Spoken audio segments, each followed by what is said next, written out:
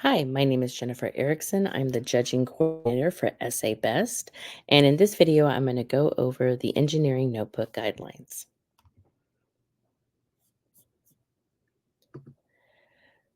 So, first, I'm going to cover just some basic tips. Then, I'll talk about the research paper portion of the notebook, the design process portion, the overall quality and completeness guidelines, and then some helpful reference links.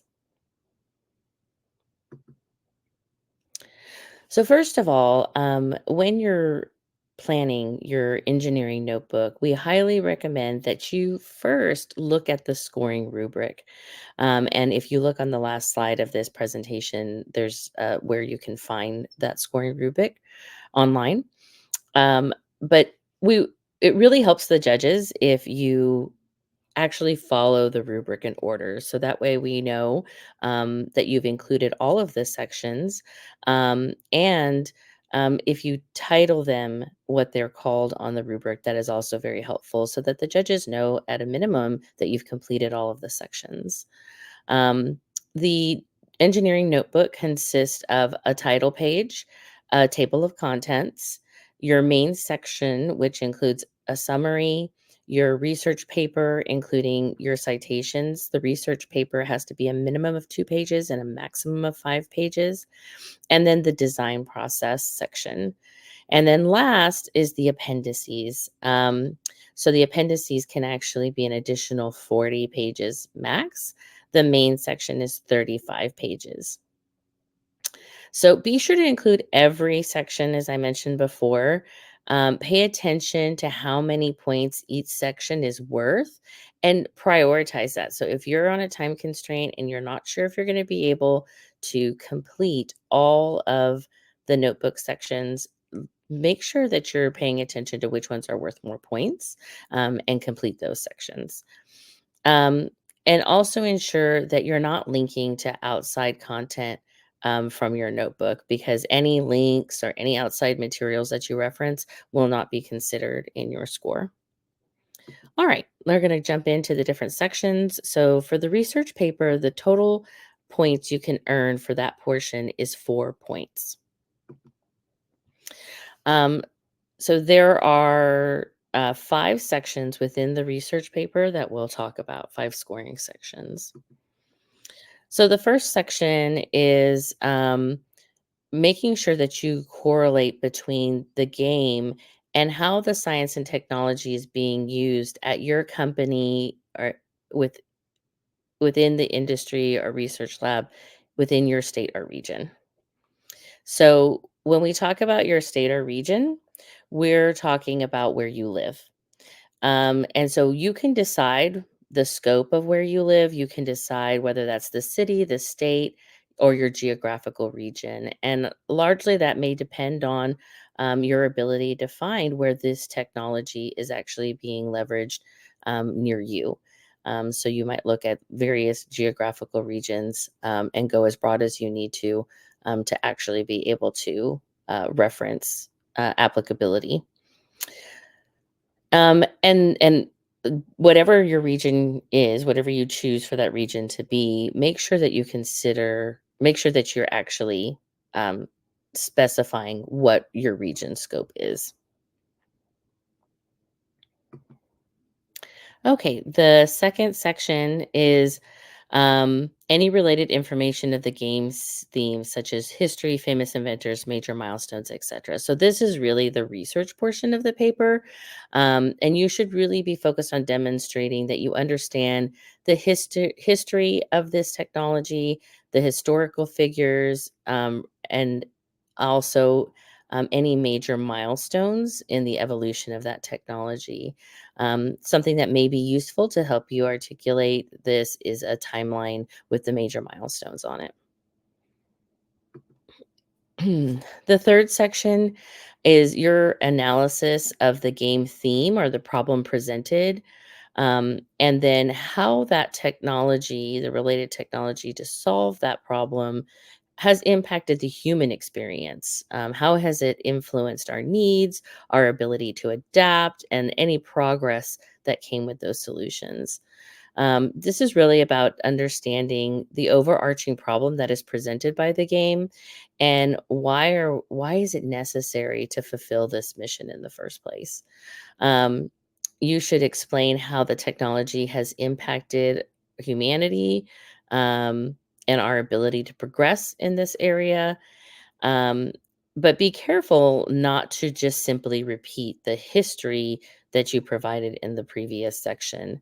Where this is really more about what was the effect of that history and current state, um, on humanity in general.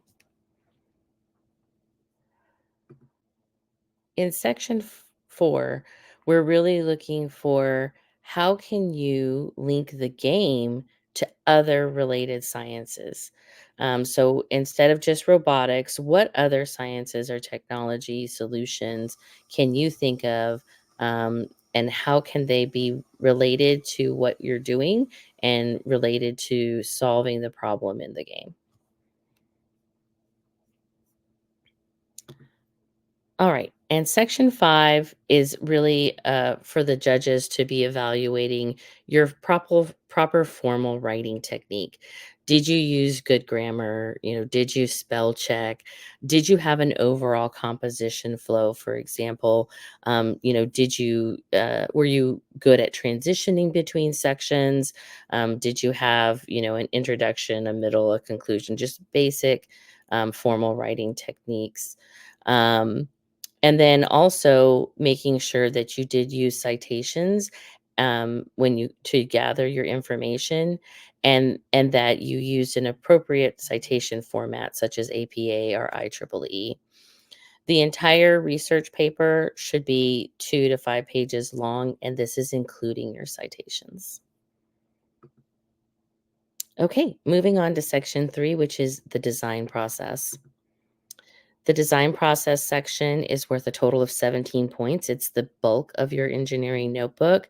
And you can see that these sections included in the design process, there's 3, 6, 7 sections, are worth just a little bit more points than, for example, sections in the research paper.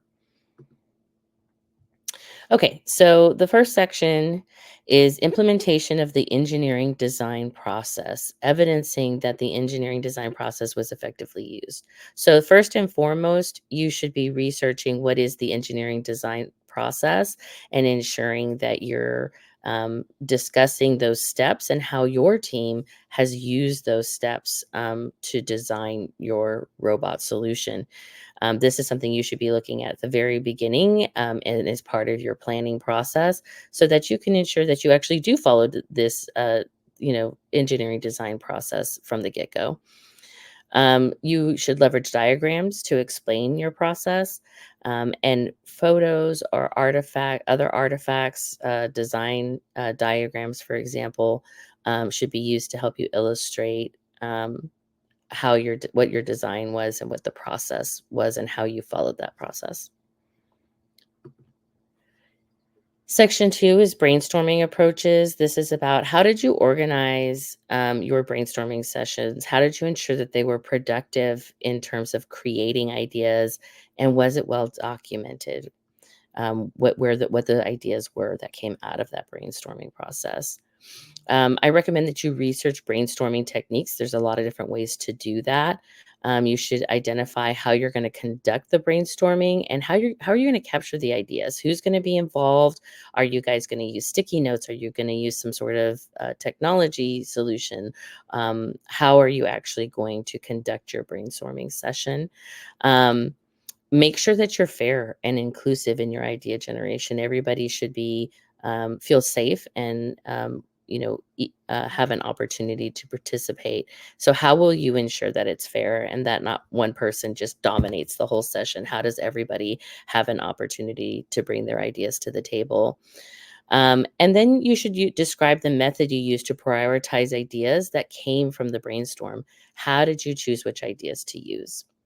One last tip I will say about this is it will also be useful to make sure that you understand the game itself, the rules, how points are scored and earned.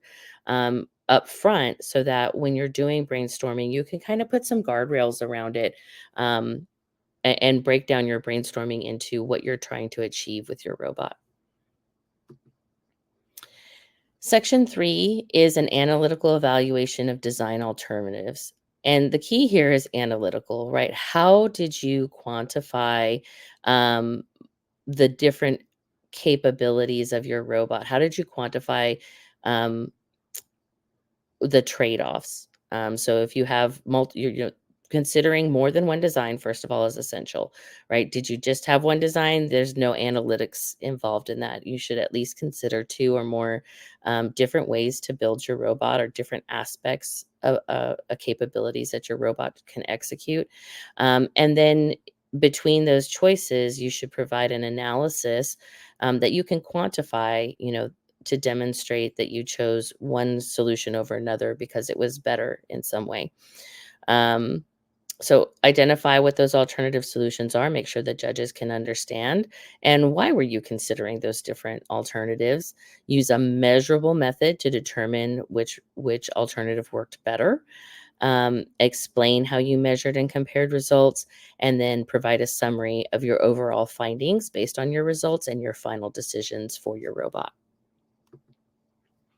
Section 4 is offensive and defensive evaluation. So, this is understanding the game strategies, understanding the design elements that you incorporated to achieve scoring points in the game, and then creating a strategy for how your robot is, first of all, going to score points. So, what is your offensive technique? How are you going to score? And then also your defensive technique, which is how are you going to prevent other teams from interfering with you, or how are you going to make it more difficult for other teams so that you score and that they potentially don't? Um, and then, last but not least, be sure to identify what feature or features of your robot influenced your strategy, right? What was your robot good at? Where was its weaknesses? And really articulate how those strengths and weaknesses of your robot design played into your strategy. Section 5 is the software development process. So this is different than your design process for your robot. There's an engineering design process and there's a software development process. These are different processes. Make sure that you're also researching the different types of software development processes and choose one. Describe why you chose your process. What about how your team was working, or what about the process itself made you think that this was going to be an effective way to develop your software.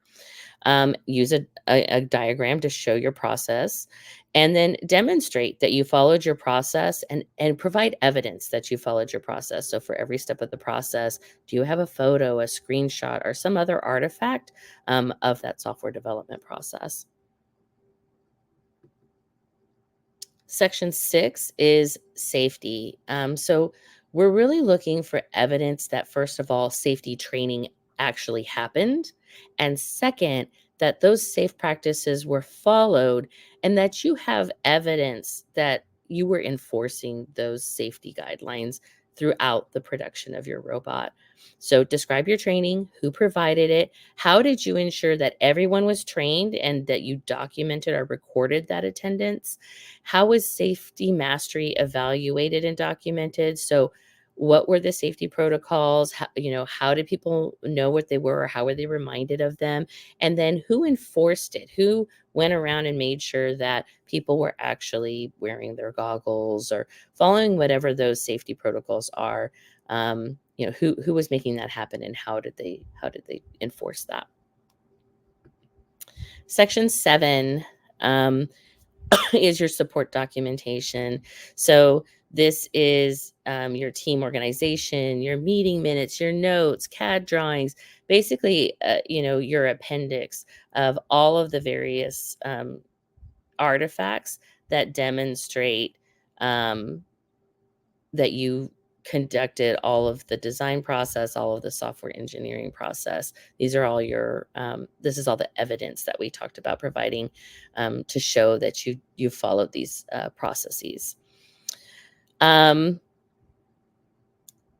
The support documentation should cover at least 5 of the 7 suggested sections above, and it should be 40 pages or less. This is in addition to the title page, the table of contents, and 35 pages of the main section, which are the research paper and the design process. Um, and that's the design portion of the notebook. The last aspect of the engineering notebook is quality and completeness. So we're looking to make sure that you've got good organization and appearance, that you adhered to the specifications, and that you had good quality of content. So for organization and appearance, again, you need a table of contents, a summary, page numbers, discussion of your evaluation points, and links to your appendices. So you need to ensure your document is easy to navigate. That means following the score sheet rubric in order, clearly labeling your sections, um, having a table of contents that is linked, meaning that when you click on a section in the table of contents, it jumps to that section in your paper. You should have a summary of what your paper contains at the beginning. You should include page numbers in the bottom right-hand footer. Um, And then you should be assured to address every component in the rubric in order. I cannot emphasize this enough. Very few teams actually have done this in the past. It makes it really difficult to judge the notebook if you don't include all of the components, clearly label them, and preferably put them in order. And last but not least, link references to your appendices from the main paper. So if say, hey, here's evidence of our code and how we iterated on it, and you could see that reference, it goes to Appendix C, right? So again, making sure you've got those references in the paper and that they're linking back to that appendix section of your paper. Okay, quality and completeness. Part 2, making sure you're adhering to the specifications. So when we talk about your cover sheet or your title page, this page must identify your school team, your teacher contact information, and the team number. Many teams forget this. They'll just put their team name and they won't have their teacher's name and contact information, and they won't have their team number.